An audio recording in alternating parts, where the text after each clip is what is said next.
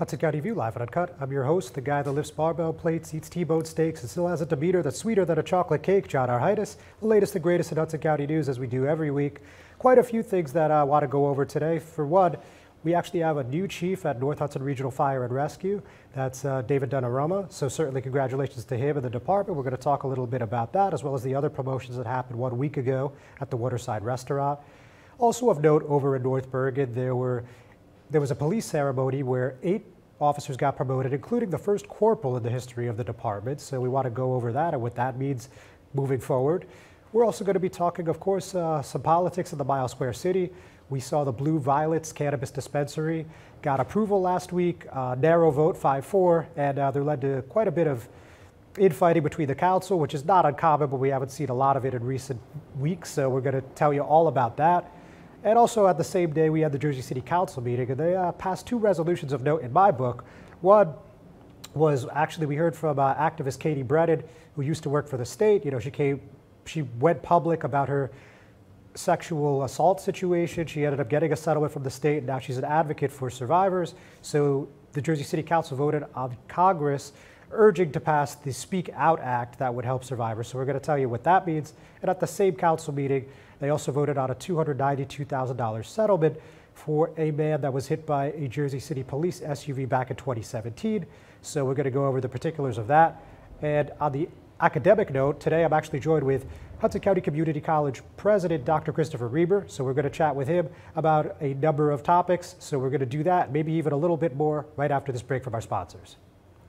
Burns Brothers Memorials, Monuments, and Markers, 787 Tunley Avenue, Jersey City. Hudson County's only monument maker, serving all faiths and cemeteries. Design, studio, and large inventory on site. Cemetery inscriptions and custom orders welcome. Burns Brothers Memorials, Monuments, and Markers, 787 Tunley Avenue, just south of Secaucus Road. Craftsmanship that will last for all eternity. Burns Brothers, Jersey City, Albert H. Hopper, North Arlington. Visit us on the net. Stevens Jersey City Ford Certified Parts and Service, located at Route 440 and Communipaw Ave, is your #1 source for Ford and Lincoln automotive needs. We use certified Ford Motorcraft products to keep your Ford running in top shape. Motorcraft parts are backed with the Ford warranty, which includes a 2-year unlimited mileage guarantee. Our team will have the right Motorcraft part to ensure the best performance from your Ford or Lincoln. You can order in person at the parts counter or online. Let us help keep your Ford or Lincoln in the best shape at Stevens Jersey City Ford. Hudson County View live on Uncut. John Arhitis, and as I mentioned a few moments ago, today I'm joined with Hudson County Community College President, Dr. Christopher Reber. President, thank you for coming in. Wonderful to be here, John. Thank you. Very welcome. So I just saw that you got recognized in the Northeast region as a Chief Executive Officer Award. So could you tell us a little bit about that and what the implications are for the college? Sure, that was a real honor. So one of the 2 major associations in the community college sector is the Association of Community College Trustees. And this is a national association that serves virtually all 1,000 plus community colleges. And each year they accept nominations for awards in a variety of categories, and one is Chief Executive Officer. I was blown away to find out that I've been awarded the CEO Annual Award for the Northeast region of the United States. So there are 5 regional awardees, and then one of us will be chosen as the National CEO of the Year at the HCCC conference in New York. What it really means is, you know, when you're president, when you're in my seat, and things go well, the college, the president gets much more than his or her share of credit. Sometimes you can argue when things don't go well, it's the opposite. But sure, the college is really an inspirational institution that has gained national recognition for truly best practice work, and it's work that's owned by the whole college community, students, faculty, staff, trustees, and those we serve. So that's what really led to this recognition. Very cool. And also, and congrats on that. When we're also talking about accreditations, you know, I also noticed that the Hudson County Community College was recognized by another national org, one of 22 in the country, for what they've been doing academically. So again, just a rundown on what that means. Well, it's actually, it's called the Great Colleges to Work For Award, and a national organization called Modern Think, which is associated with the Chronicle of Higher Education, which is the largest publication in higher ed.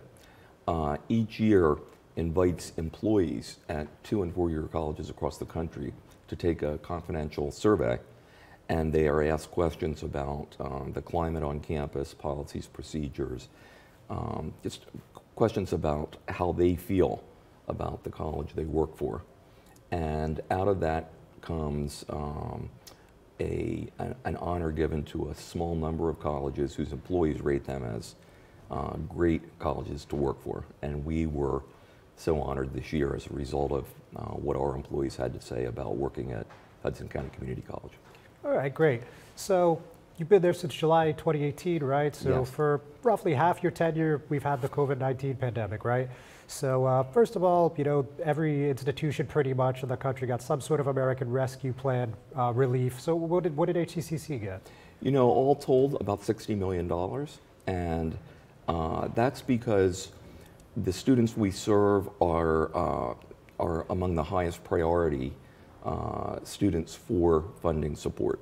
So many of our students are, you know, come from very modest financial backgrounds, are challenged with barriers of access and language proficiency and working full-time while attending school full-time. Those kinds of characteristics led to a larger share of funding than many institutions received. And it was so helpful to us. It really helped us navigate all of the challenges. And we were able to use it to do things that I think are going to make us a much better institution and a school that can serve even more residents going forward.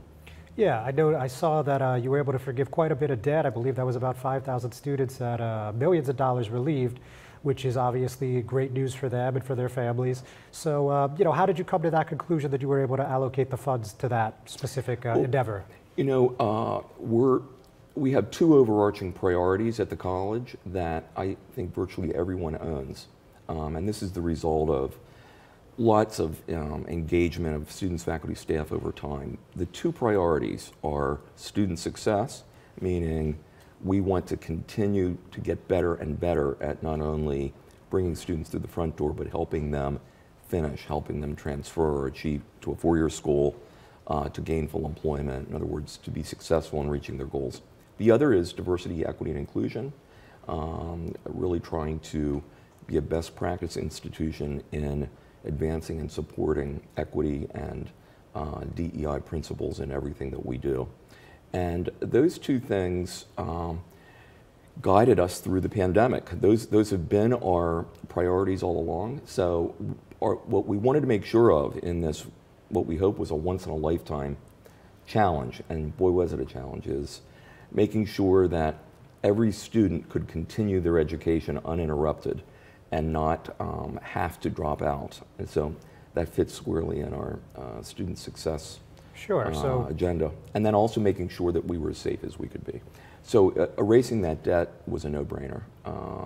Students had so many challenges that we were helping them support, that using the stimulus money to just wipe out all outstanding financial balances for every student who had them was something we were proud to do. All right, very good. Doctor, don't go anywhere. Ladies and gentlemen, don't go anywhere. We're actually just going to take a quick break. We'll be right back. Consumer Carpets, 3408 Kennedy Boulevard in the Jersey City Heights, your one-stop store for residential and commercial floor treatments, carpeting, linoleum, tiles, laminates, hardwood floors, area rugs, remnants, all major brands, all in stock. Free estimates, same-day installation. Consumer Carpets, it's savings, selection, installation.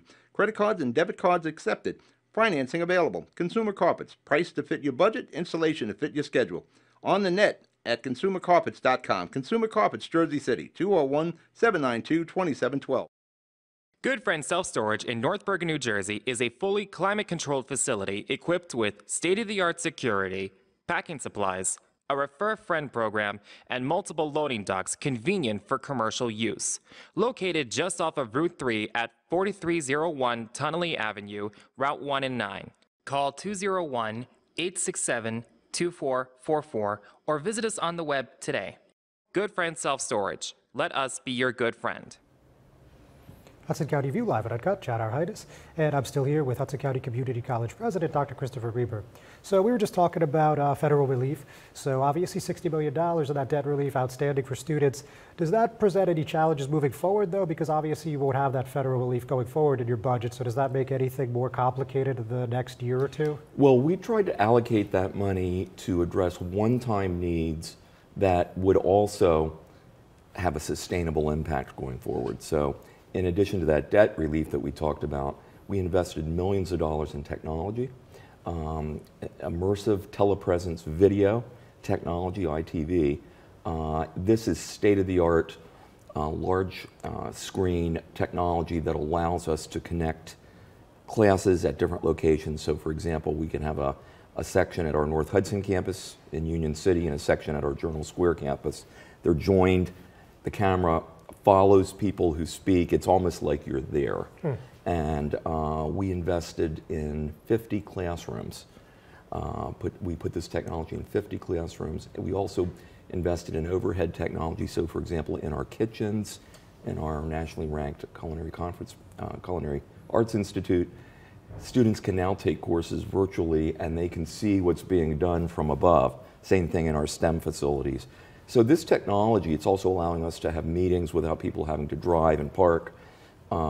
It's going to, it already is, but it's going to over time help us serve many more students who can't be sometimes at a class at one particular time on the ground.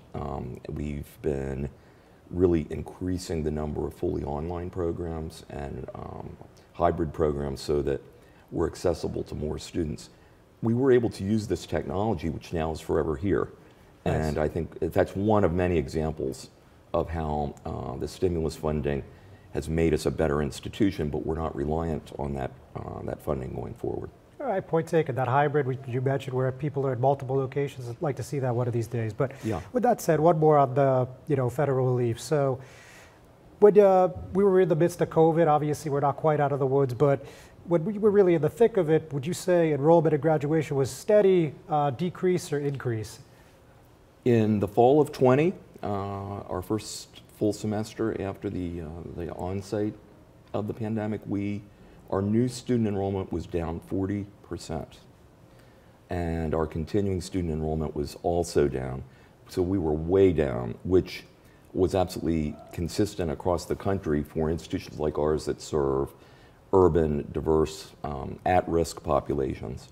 What I'm so proud to tell you, though, is that our whole college community came together throughout the pandemic, worked together virtually, professional development for both learning online and teaching online, and supporting one another. I would also add, there were two pandemics. In addition to the COVID-19, there was the racial and social injustice and violence pandemic, which affected our community and our larger community, I think equally, if not more so than the health pandemic. So we were navigating both of those together, and slowly our enrollment has steadily increased to the point that we are now up this fall for the first time since the pandemic started by about 2%, and the trend line is just going to continue. And so meanwhile, we're now able to serve more students, as we talked about earlier, through some of the technology that's present. The other thing I just want to emphasize is we've also been very focused on retention, not just recruitment, not just how many students are coming in the fall, but keeping our students to the finish line. And so we've joined a national reform network of high-achieving community colleges called Achieving the Dream, nice. Which uses data and best practice to inform how we can systematically remove barriers that keep students enrolled. And we are seeing our retention numbers go up significantly as well. So when you're talking about this social justice pandemic that was happening concurrently, could you elaborate on that? And also, would you say that led to the formation of this Call Hudson Home effort? Absolutely. Thank you, John, for that question. Yes. When this first hit, I have to be honest, I'm not usually a person that doubts himself. Maybe I should more than I do. But I wasn't sure I was up to leading us through this. I had real doubts. And what quickly happened is just a coalescing of people, students, faculty, and staff coming together and helping one another.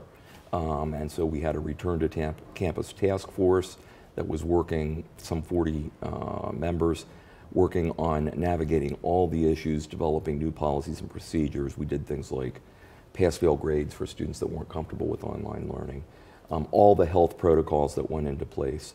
And as part of this, people met across the college, started organizing almost organically virtual events, meetings to offer support to one another, training sessions. When there was a tragedy, as we had so many nationally and locally, the anti-Semitic shootings here, all of the tragedies, Floyd, the killings across, killings across the country, our community came together and we commiserated and we talked with one another and we supported one another. And a series of programs started happening, like same, different, like want to talk about it, that were led by different members of our community just to engage people while we were all separated physically. And out of that came, ironically, probably a period of the greatest engagement of college community members with one another that we've ever seen while we were all physically separated. Doc, thank you very much. Everybody was attending, and so we've learned so much. That was, thank you, John. Very informative. Thank you for joining me. We'll do it again soon. Ladies and gentlemen, thanks for watching. We're going to take another break. We'll be right back. Newport, the luxury waterfront community on the Hudson River, offers a quality of life you deserve in one of our many high-rise towers. With amenities such as the on-site Newport Path, light rail, Newport Town Square, 3 playgrounds, dog run, upscale restaurants, retail giants like Kohl's, JCPenney, Macy's, and Target.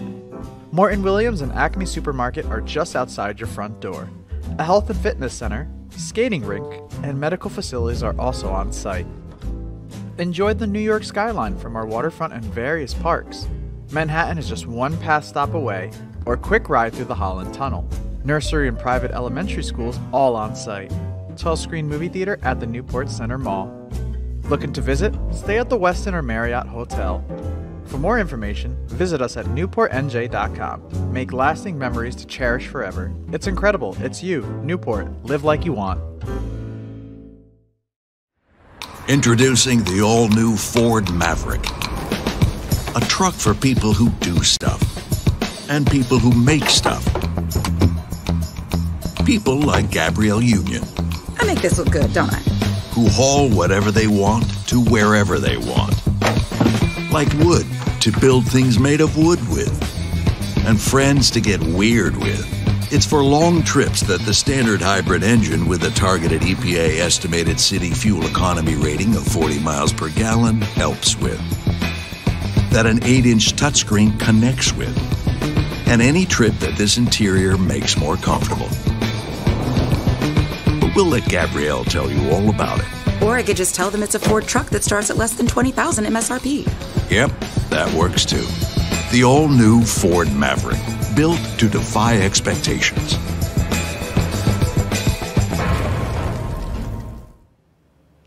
Hudson County View live at Uncut, John, Our Highness. So let's talk a little public safety in North Bergen, as I mentioned at the top of the program. First of all, we want to talk about what's happening at North Hudson Regional Fire and Rescue. We actually have a new chief there.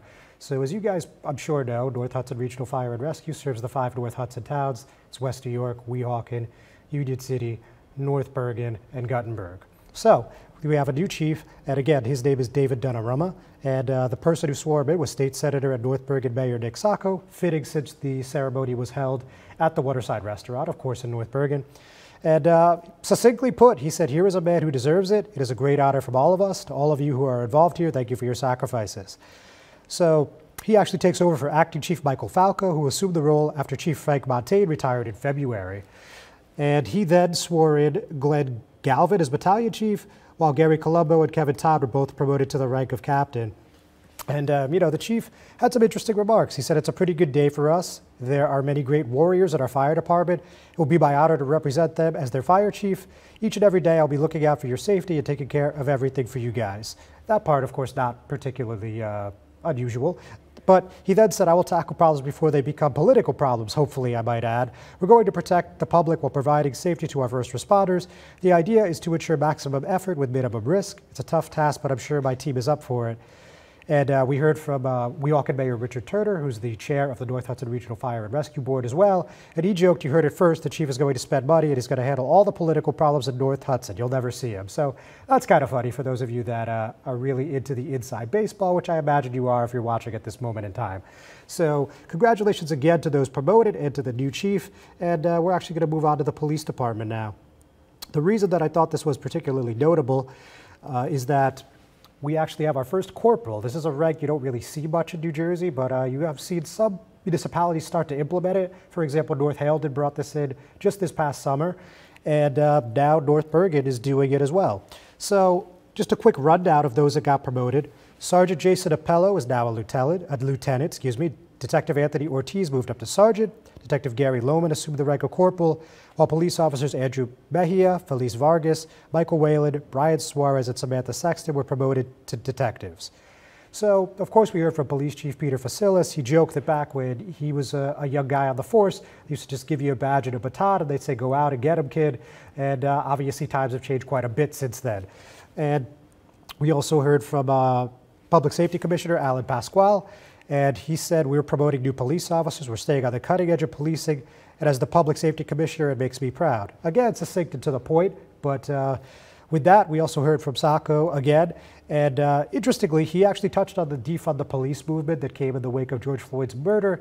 And to the surprise of probably no one, this is not something that got serious consideration in North Bergen. He said, when the rest of the country were yelling and screaming about defunding the police, we never even thought about it. To me, it was one of the silliest things people could be saying. We already had community policing. We already had our police department working with the children. Beyond that, just for those of you wondering, like, what exactly does corporal mean? It's actually falls above a detective and below a sergeant, and they still patrol and investigate crimes and have some supervisory duties as well. And the North Bergen Police Department at this moment has 136 active officers, with nearly 2/3 identifying as Latino, which is growing in proportion to their general population up north. So let's head back up south for a moment now and talk a moment about the Hoboken City Council meeting. So you certainly followed what's going on with cannabis, legal cannabis in the Mile Square City. Obviously, this has been a point of contention for many months, probably getting closer to a year now at this point. But nonetheless, my guest last week was Second Ward Councilwoman Tiffany Fisher, and we'd heard about this ongoing feud over Blue Violets, and they were looking to be the first dispensary to get full approval from the city. That means clearing the Cannabis Review Board, clearing the Planning Board, and then the City Council, which was on Wednesday. And what was interesting is we heard from the Blue Violet CEO, and we heard from a number of who obviously was in favor. We heard from a number of residents who were against. A lot of them were basically very cautious, very pessimistic, very, you could say, just against the fact that this is in close proximity to a school. And, about a dozen people said this, with varying degrees. And what's interesting is that the council approved it 5-4, and quite a few people, the council president, Mike Russo, councilwoman at large, Emily Jabor, they kind of just wrote this off as the pro-cannabis people had been bullied out of the room, and the anti-cannabis people had kind of just taken the microphone hostage here, and it ended up passing 5-4. So those that voted in favor were Council President Mike Russo, Councilwoman at large Emily Jabor, 5th Ward Councilman Phil Cohen, Councilman at large Joe Quintero, and Councilman at large Jim Doyle. So this cannabis thing is going to be going for a while. Obviously, the other dispensary that's got a lot of attention, Story, hasn't gotten a vote yet at the planning board, so we're going to see that hopefully by the end of the fall. But, this thing is taking a really long time. With that, we're going to take one more break. We'll be right back. Panapinto Properties, Jersey City, shaping the workplace with state-of-the-art office spaces and addresses your company desires. Building residences that define your home environment, adjacent to all modes of transportation with on-site parking available. The right address, the right lease. Call 201-521-9000 or visit online at panapintodevelopment.com. Panapinto Properties, building Jersey City for everyone. Hudson County View live on Uncut, John, Our Highness. So I usually don't talk a lot about crime, but I'm going to take a couple minutes here because there was actually 2 fatal incidents in 2 municipalities where we rarely see any violent crime at all. One was in Kearny and one was in Hoboken. So first, let's talk about what happened over in West Hudson.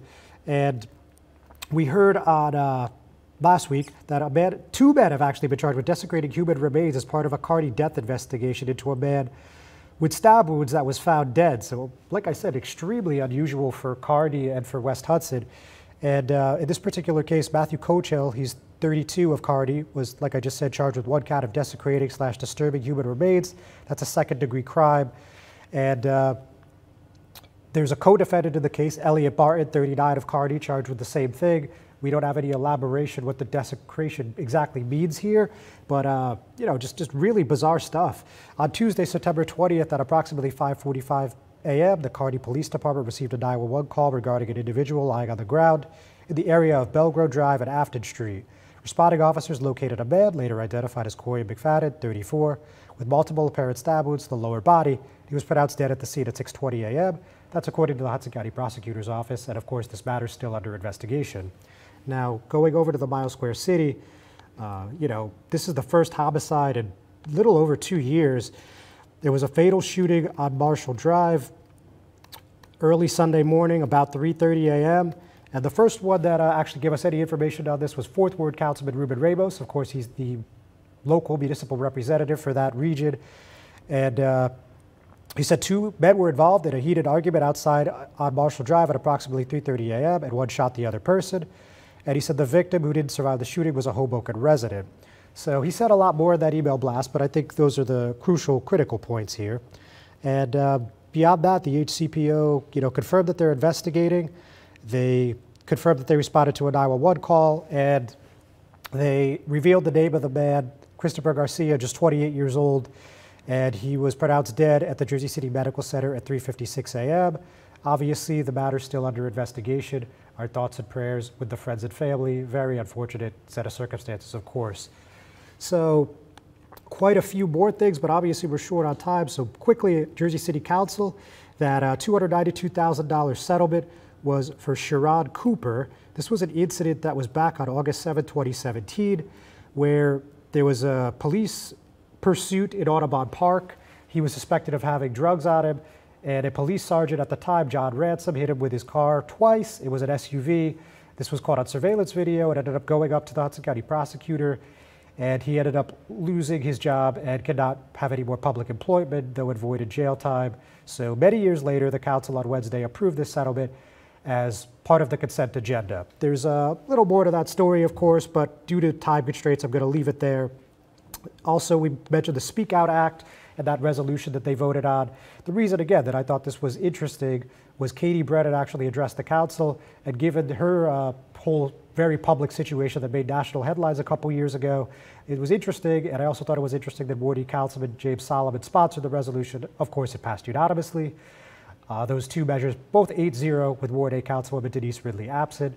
Finally, I would be remiss if I did not talk about County Executive candidate Craig Guy, Tom DeJesus' current Chief of Staff, having his campaign kickoff on Wednesday.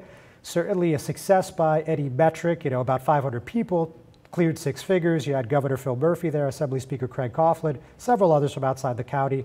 So look, he looks like a guy that's extremely hard to beat next year than the June primary, but what's interesting is that about a few dozen Amy DeGee's protesters made their way across the street, and they said, Murphy, have a spine, tell Amy to resign. I don't think that's really going to change anything, but it's interesting that these people are not letting it go. So with that, we're going to call it a week, ladies and gentlemen. Thank you very much for tuning in. We'll see you in 7 days.